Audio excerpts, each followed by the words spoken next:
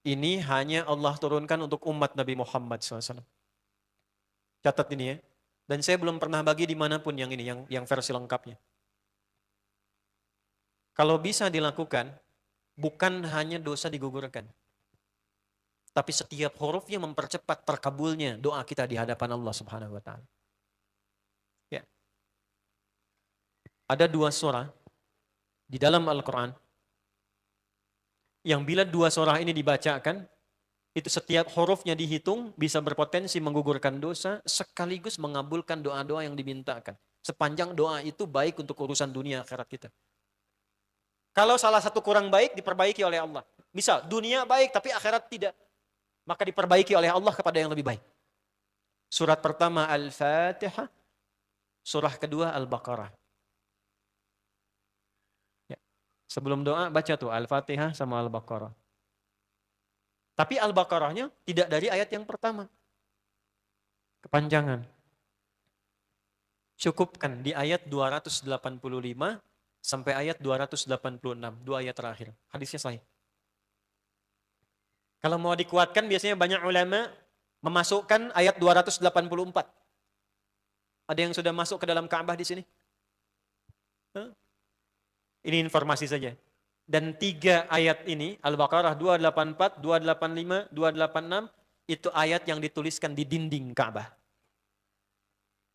Itu yang saat berhala dikeluarkan, gambar-gambar dihapus, itu ya, syair-syair diganti dengan ayat Quran, sehingga jadi kain kiswah Ka'bah di luar. Itu ada sejarahnya. Yang di dalam pun dihiasi dengan hiasan ayat Al-Quran. Di antara yang dituliskan itu Al-Baqarah ayat 284, 285, 286. Intinya di 285 dan 286-nya. Tadi rakaat pertama yang saya bacakan dalam salat Isya. Hadisnya sahih. Itu spesial malaikat Jibril turun kepada Nabi Muhammad SAW mengabarkan kabar gembira siapa yang membiasakan membaca Al-Fatihah. Ya, kemudian 2 ayat terakhir di Al-Baqarah dari amanar rasulu sampai fansurna 'alal qaumil kafirin, tidaklah dia membacakan itu kecuali setiap hurufnya dijaminkan mengabulkan doa-doa yang dia mohonkan sepanjang benar doanya dan tidak diselimuti maksiat. Nih maaf ya. Ini saya minta maaf dulu nih.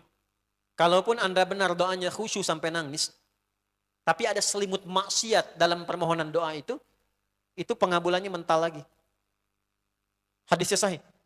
Thumma dzakara rajula yutilu as-safara ash'atha aghdara yamuddu yadayhi ila as-sama' fayaqulu ya rabb faqala Rasulullah sallallahu alaihi wasallam anna yustajabu lidzalik famat'amuhu haram mashrabuhu haram malbasuhu haram wa ghudhiya biharamin fa anna yustajabu lidzalik. Rawahu Muslim. Nabi mengisahkan seorang lelaki menempuh perjalanan jauh.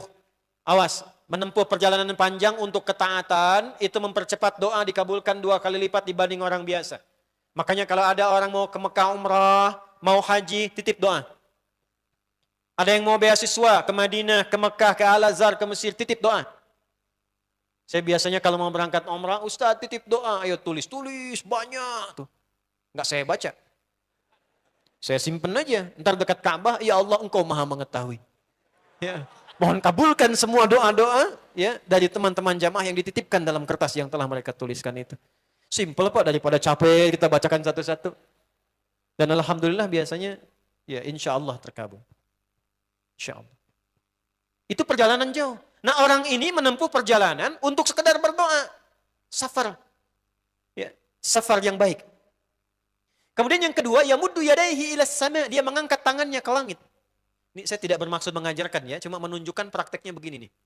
Ada yang bisa bantu saya nggak satu orang maju? Cepat. Yang depan aja, depan. Jazakallah khair. Mohon pegangkan mic sebentar. Terima kasih ya. Lihat sini. Gini. Nah, jazakallah.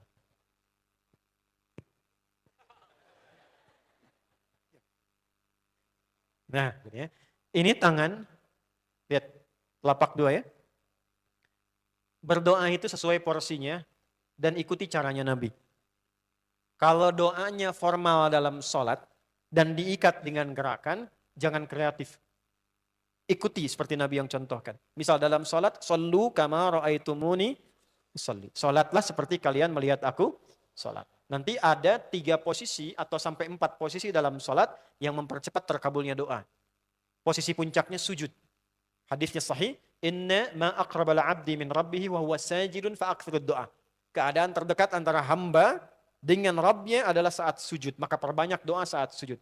Tangannya posisi sujud begini, menempel. Jadi nggak usah begini. Oke, begini. Nah, ini di luar sholat. Di luar sholat, kalau berdoa, tangan begini. Lihat baik-baik ya. Ini kitabnya agak banyak, bahasanya panjang, saya berikan yang simpelnya saja ya. Baik. Ini kan teman-teman telapak yang kanan, yang kiri ya. Padukan begini. Ya. Lalu setiap Anda kan pasti punya garis yang kanan dengan garis yang kiri. Ada kan? Itu membentuk keseimbangan. Oh, ini bukan ilmu otak-atik ya. Ini ada sanadnya nih. Pertemukan dua garis itu sehingga seimbang tangan ini. Tuh. Ini masalah sederhana tapi poinnya penting sekali. Sudah? Cara yang pertama begini. Ini di luar salat dan bukan dalam posisi saat istisqa, saat minta hujan. Begini. Sudah? Pertemukan. Lalu letakkan sejajar dengan dada di sini. Ya. Jadi kalau dada itu, ini posisinya. Ini nahar di sini. Ini ada rongga dari bagian atas dengan perut, ada rongga kosong. Nah ini yang disebut dengan sodrun di sini. Ya, kalau kita meletakkan telapak tangan saat sholat begini, letaknya di sini. Yang ini perut, yang ini nahar. Doa itu di sini. Jelas? Semakin kita memohon dengan lebih sangat, naikkan sedikit begini. Sudah? Kalau istisqa, minta hujan, agak lebih tinggi ke atas. Nah ini cara mengangkat yang standar di sini. Untuk memohon. Jelas? Oke. Jazakallah khair. Nah orang ini, dia mengangkat tangannya. Jadi, melakukan perjalanan jauh, mengangkat tangannya, ya muddu yadaihi ilas sama. Orang yang berdoa dengan mengangkat tangan, itu dijawab doanya oleh Allah lewat keterangan Nabi SAW, itu bisa kama qala 2 kali lebih cepat dibandingkan dengan orang yang tidak mengangkat tangan saat berdoa. Anda cuma sekedar doa dengan mengangkat begini, itu lebih cepat potensi dijawabnya dengan mengangkat doa. Ada seorang bertanya pada Nabi sallallahu alaihi wasallam hadis sahih, "Ya Rasulullah, bagaimana pendapatmu dengan seseorang yang meminta kepada Allah dengan mengangkat tangan atau kama qala?" Lalu Nabi mengonfirmasi bertanya balik, "Bagaimana kalau ada seseorang memohon kepada Anda dengan mengangkat tangannya?" "Pak, tolong Pak, tolong Pak, tolong." Gitu kan? Di depan rumah Anda 1 jam begitu, "Pak, tolong Pak." Kira-kira Anda beri atau tidak? Minimal kalau Anda nggak punya kemampuan, Anda referensikan atau beri sesuai kemampuan Anda kan. Angkat tangannya. Dia jawab, "Saya malu kalau nggak ngasih." Apa kata Nabi? "Innallaha hayyun karimun." Allah itu lebih punya sifat peka untuk merasakan malu pada hambanya kalau dia tidak memberi ketika hambanya mengangkat kedua tangannya. Nah, nanti ada beda-beda posisi saat khatib Jumat misalnya 1 begini untuk khatib. Makmum mengangkat 2 tangan. Yang ketiga dia mengatakan, "Ya Rabb, Asmaul Husna." Doa yang dibuka dengan Al-Asmaul Husna, itu dijawab 2 kali lebih cepat dibandingkan dengan doa yang langsung dimohonkan kepada Allah. Itu perintah. Tahu Nabi Zakaria? Nabi Zakaria apa ujiannya? Diuji oleh Allah, hidup demikian lama sampai rambut memutih, fisiknya letih, istrinya divonis secara medis, maaf, monofos dan mandul. Kata medis gak mungkin punya keturunan. Maka beliau berdoa kepada Allah dan dalam doanya dimulai dengan Al-Asmaul Husna. Sebelum sampai ke doa itu di Ali Imran ayat 38 sampai 39, buka dulu Quran surah 17 Al-Isra ayat 110. Ini perintah langsung dari Allah. Qulidullah awid'ur rahman ayyamma tada'u falahul asma'ul husna. Quran surah ke-7 ayat 180. Walillahil asma'ul husna fad'uhu biha. Fad'u biha. Qulidullah, kalau engkau punya masalah hambaku, dan tidak ada di dunia ini yang tidak punya masalah. Quran surah kedua ayat 155. Walanabluwannakum bisyai. Setiap yang hidup itu, aku pasti akan uji dengan masalah. Itu kata Allah. Jangan disimpan sampai di situ, teruskan. Bukan untuk membebani hambaku dengan masalah, tapi untuk menaikkan kualitas hidupnya sehingga menjadi lebih baik. Jadi ketika Allah titipkan masalah itu, bukan ingin membuat kita bermasalah. Tapi dengan masalah itu kita diuji supaya kualitas hidup kita menjadi lebih baik. Ini Anda yang kuliah di UPI di sini, ada ujian nggak? Untuk apa ujian itu diadakan? Supaya bisa melihat kualitas peningkatan ilmu Anda dari masuk sampai naik tingkat. Kalau nggak ada ujian, nggak kelihatan kualitasnya bertambah. Logikanya begitu. Dan tidak mungkin Allah menguji seorang hamba di luar batas kemampuannya. La yukallifullahu nafsan illa. Jadi nggak ada orang yang hidup yang tidak punya masalah. Karena rumusnya mengatakan hidup berbanding lurus dengan masalah. Yang hidup pasti punya masalah. Yang tidak ingin punya masalah, tidak ingin hidup. Karena orang yang tidak hidup, yang hilang masalahnya, selesai hidupnya. Baik. Siapa yang tidak ingin punya masalah? Angkat tangan. Baik. Siapa yang ingin punya masalah? Alhamdulillah. Baik. Yang lain, wallahu a'lam. Nah, kulit Allah kalau sedang diuji masalah, kan yang ngasih siapa? Yang nitipkan siapa? Yang punya solusinya siapa? Kalau Anda tahu yang punya solusinya Allah, kenapa curhatnya bukan kepada Allah? Kan sudah dicontohkan di Quran. Kalau punya masalah, curhatin ke Allah. Quran surah 12 ayat 86. Sejak era Nabi Yakub. Masalah di rumah tangga. Anak bermasalah, curhatnya pada siapa? Allah. Innama ashku bathi wa huzni ilallah. Aku tuh kalau punya masalah, sesedih apapun, curhatnya Allah. Bentangkan sajadahmu. Curhatkan dalam sujudmu, tingkatkan takwamu. Wa may yattaqillaha yaj'al lahu makhraja. Quran surah 65 di akhir ayat yang kedua. Bentangkan sajadahmu, curhatkan, habiskan dalam sujudmu, keluarkan tangismu. Sehingga bebannya jadi ringan. Walaupun solusi belum datang, hatinya sudah tenang. Yang diperintahkan, panjangkan sajadahmu, bukan panjangkan statusmu. Kita sudah tahu ayatnya, paham ketentuannya, tapi kenapa prakteknya ditumpahkan di Instagram, di Facebook, bikin vlog di YouTube, hanya untuk curhat saja. Dan ironinya dalam hal yang demikian, tahu yang menyelesaikan Allah. Sekarang tambah bonus, aminkan ya. Yang mengaminkan doa ini mudah-mudahan dihilangkan masalahnya. Puguma mana nanti bermasalah kayaknya dirinya. Itu gimana? Kumaha tuh ya teh? Paham? Curhatkan sama Allah. Nah bagaimana mintanya? Sebut namanya ya Allah. Awidur Rahman. Kalau kita ingin minta lebih cepat, minta dengan kelembutan Ar-Rahman. Rahman itu bisa disebut namanya ya Rahman, bisa cari cara mintanya yang paling lembut, yang menyentuh. Allah senang dengan kalimat yang menyentuh. Misal ya. Kembali ke Nabi Zakaria tadi. Quran surah 3 ayat 38. Hunalika da'a Zakaria rabbah. Qala rabbi habli min ladunka dzurriyyatan thayyibah. Innaka sami'ud du'a. Ya Allah, hamba-hambamu itu telah menghukumi aku dan istriku tak akan mungkin punya keturunan. Sedangkan engkau yang maha pemberi tanpa punya batasan. Mereka mengatakan istriku punya keterbatasan. Maka aku memohon kepadamu yang pemberianmu tak ada batasan. Mohon ya Allah anugerahkan keturunan dari sisimu saja ketika mereka mengatakan tidak mungkin itu punya. Sungguh engkau yang maha mendengar doaku ya Allah. Perhatikan, kalau kepada yang maha mendengar saja tidak terkabulkan, mohon tunjukkan kepadaku saat ini dengan cara apa lagi dan kepada siapa lagi aku mesti memohon. Itu dalam banget. Ya Allah, engkau perintahkan aku berikhtiar mencari kerja, aku lakukan. Engkau perintahkan mengeluarkan keringatku dengan cara yang halal, aku kerjakan ya Allah. Engkau perintahkan aku jauhi yang engkau larang, aku lakukan ya Allah. Sekarang aku telah berikhtiar dari sejak keluar, aku telah menunaikan sholat subuh seperti yang engkau maha mengetahuinya. Dan menjelang malam aku mengadukan bahkan di rumahmu ya Allah hanya untuk sesuap nasi bagi istri dan anakku dari yang halal itu. Aku telah melakukan apa yang kau perintahkan. Aku hanya memohon apa yang telah kau janjikan. Kalau dengan semua ikhtiar yang aku kerjakan sampai detik aku bersujud di hadapanmu di rumahmu ini belum kau kabulkan. Mohon tunjukkan kepadaku di malam ini ya Allah dengan cara apa lagi mesti aku memohon kepadamu. Minta. Pernah enggak begitu mintanya? Itu Rahman. Itu Rahman.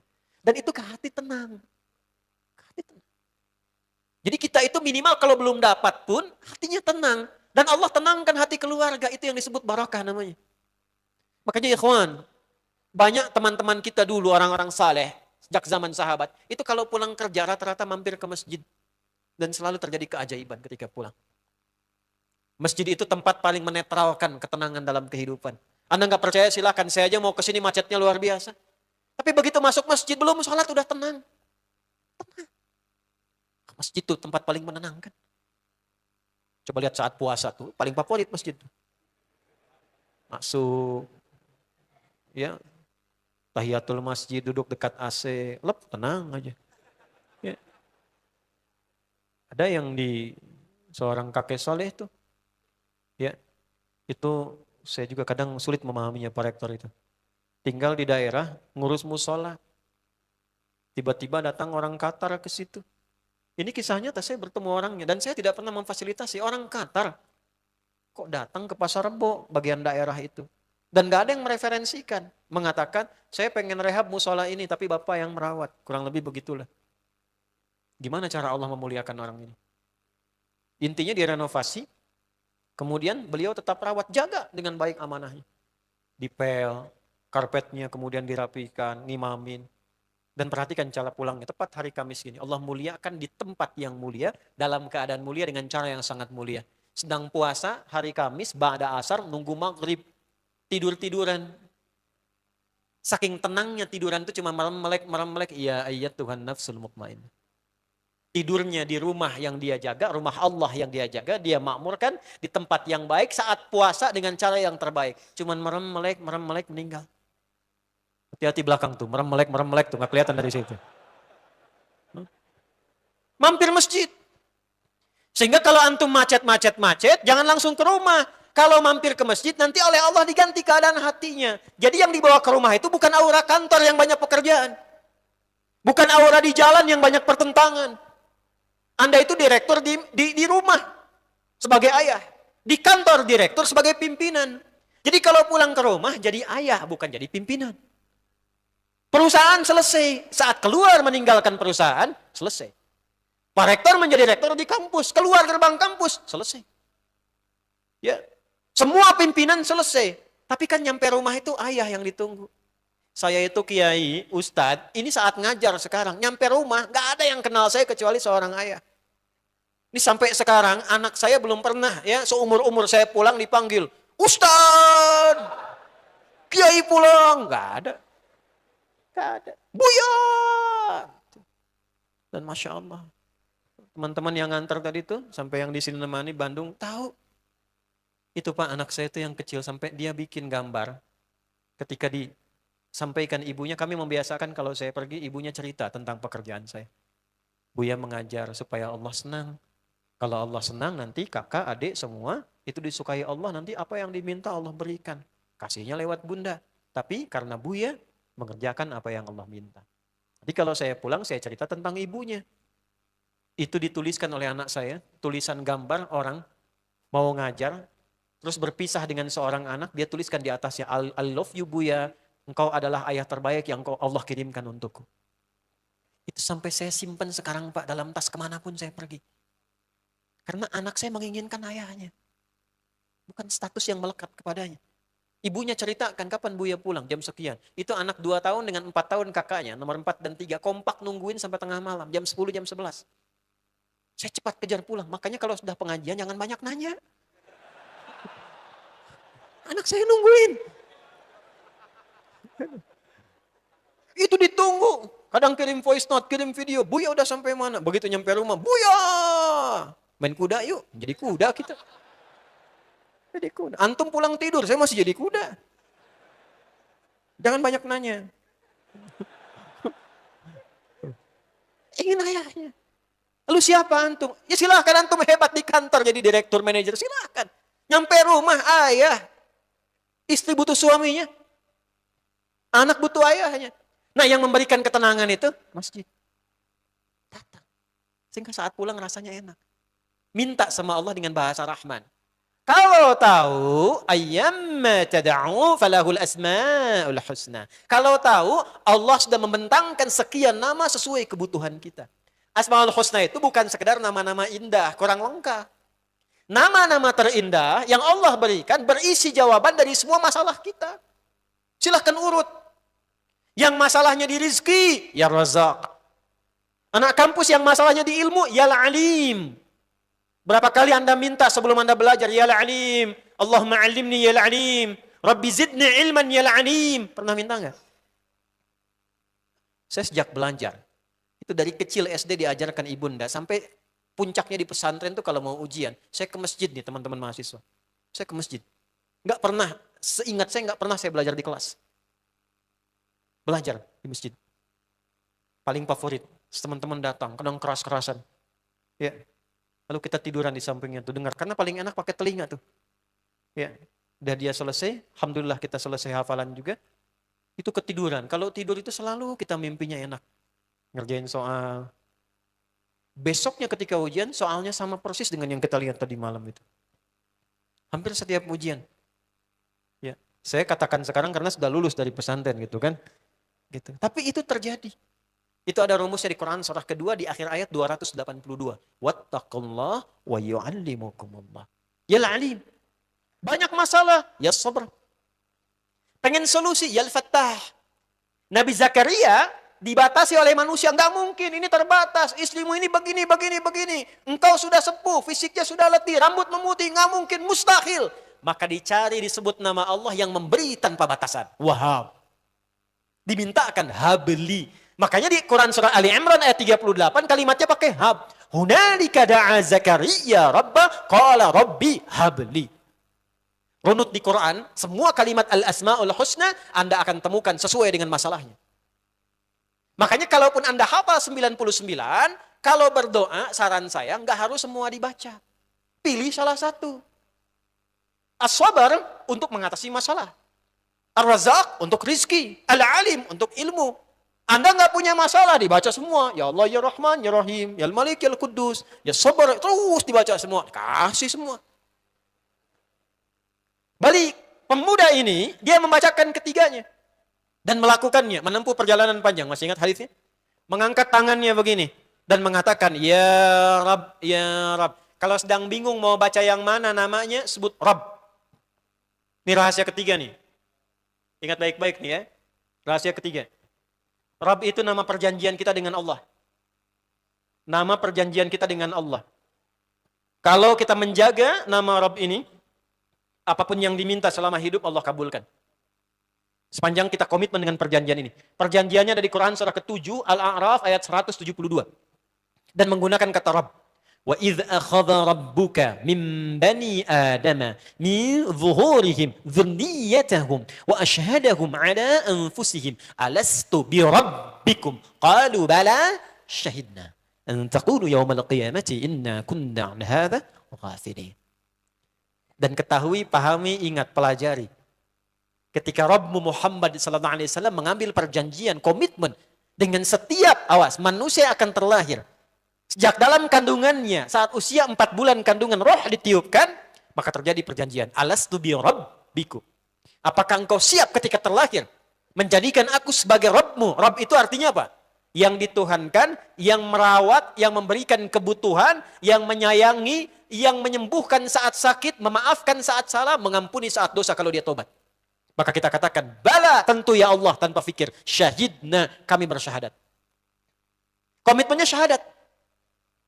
Makanya ketika terlahir disebut fitrah. Kullu mauludin yuladu alal fitrah. Di antara makna fitrah itu syahadat. Syahadat, berketuhanan, berislam, berdin. Quran surah ke-30, ayat 30. Fa'aqim wajhaka lid-dini hanifa fitratallahi allati fataran nasa 'alaiha. Di antara fitrah manusia itu cenderung pada Tuhan. Di hatinya ada kerinduan pada agama. Din.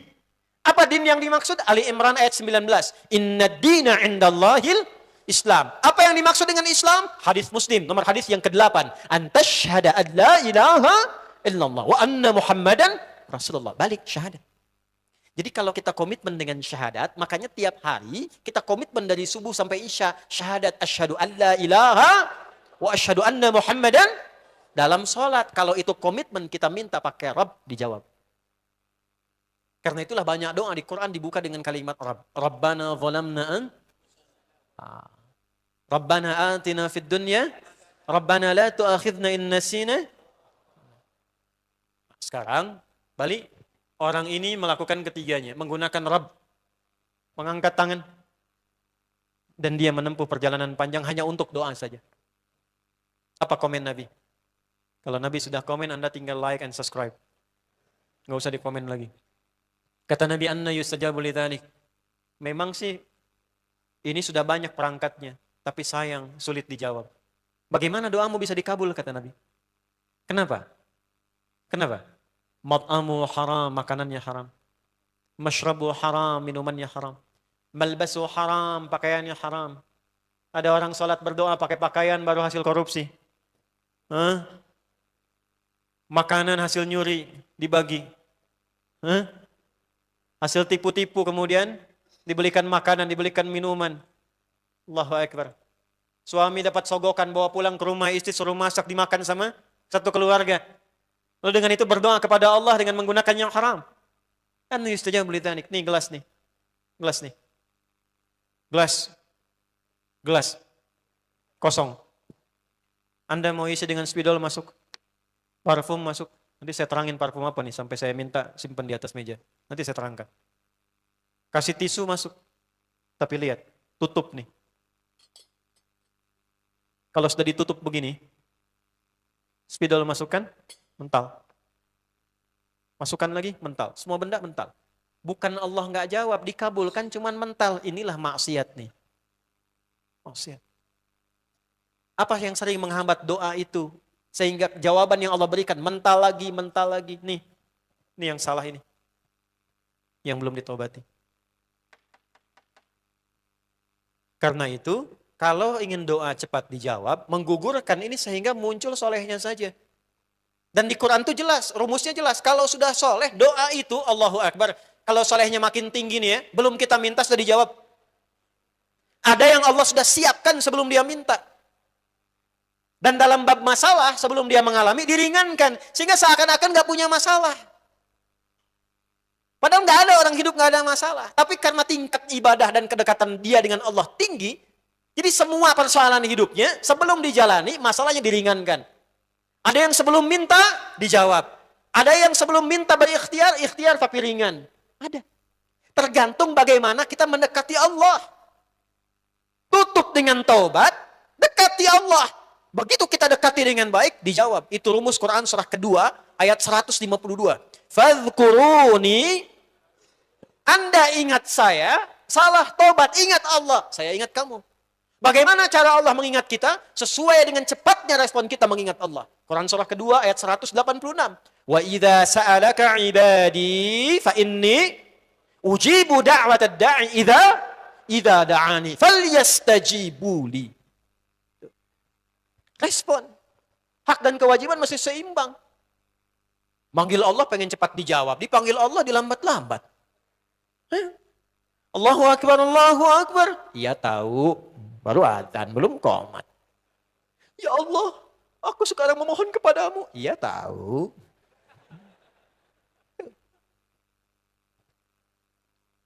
426. 416 bahkan sekarang. Subuh. Allahu Akbar, Allahu Akbar. Bangun, ya Allah sudah adzan, siap-siap dia. Kemudian dia berwudu, siap sholat. Dipanggil, dia ingat. Demikian ketika hamba itu memanggil Allah, langsung merespon. 4.16 subuh, jam 3 dia sudah ingat Allah. Bahkan yang hebat dia tahajud. Bahkan yang hebat dia istighfar, menunggu subuh. Itu ada di Quran. Surah ke-51 ayat 15 sampai dengan ayat 23. Innal muttaqina fi jannati wa uyun akhidhina ma atahum rabbuhum innahum kanu qabla dhalika muhsinin kanu qalila minal laili ma yahja'un wa bil ashari hum yastaghfirun. Dia tunggu subuh. Orang nunggu subuh 4.16 dia jam 3 sudah bangun bersiap dengan subuhnya. Dia kerjakan tahajud warming up untuk subuhnya. Dia ingat zikir pada Allah sambil istighfar untuk menggugurkan dosa-dosanya. Ingat Allah. Dia tangisi dirinya terus. Apa yang Allah berikan kepadanya? Diberikan 4 hal yang senafas dengan zikirnya. Dijawab di Ali Imran ayat ke 16 sampai 17 itu. As-sabirina was-sadiqina wal-qanitina wal-munfiqina wal-mustaghfirina bil ashar.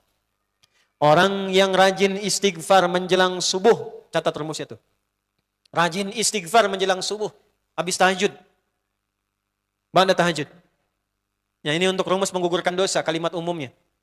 Ya, tahajud dulu sebelum subuh. Misal 4.16 itu subuh. Ya. Kalau baru pemula memulai tahajud, jangan banyak-banyak dulu, gunakan rumus hadis Ibnu Umar. Ya. Nomor hadis 749 di Sahih Muslim dari Nabi sallallahu alaihi wasallam. Oh, kama qala, salatul laili mathna mathna. Kalau baru mulai pengen tahajud, ya, jangan banyak-banyak dulu kata Nabi, 2 dulu. Bangunnya jangan terlalu awal, pepetin ke subuh. Supaya bebannya itu jadi lebih ringan. Misal subuh 4.16, bangun jam 4 kurang seperempat, gak apa-apa. 2 rakaat dulu. Ya. Kerjakan dengan ikhlas. Baca surat Al-Ikhlas. 2 rakaat, gak apa-apa yang kul-kul dulu karena baru mulai. Al-Falaq, An-Nas. Witir 1 Al-Ikhlas. Itu pas tuh 3 kul kan. Ya. Setelah selesai istighfar. Astagfirullah. Rasakan kenikmatannya. Ingat, kalau sedang istighfar namanya zikir-zikir itu disebutkan di lisan, dirasakan di hati. Ingat dosa apa yang dibawa sampai detik kita minta ampun itu. Misal tadi habis cela orang, diingat-ingat tuh cara mencela kita yang akan dihisab. Gimana kalau belum minta maaf, belum ketemu istighfar. Sampai kita bisa mengalirkan air mata tuh. Itu kalau bisa melakukan itu, bahkan sebelum subuh itu sebelum doa, Allah sudah samakan kegiatannya 1, as-sabirin. Allah tanamkan kesabaran dalam dirinya. Yang rajin istighfar, diringankan kehidupannya dari masalah. Dan istighfar ya, istighfar. Enak istighfar, astagfirullah, astagfirullah. Allah akan lapangkan hatinya. 2, shadiqin. Hidupnya akan selalu jujur. Dan konsisten dalam kebaikan. 3, perhatikan.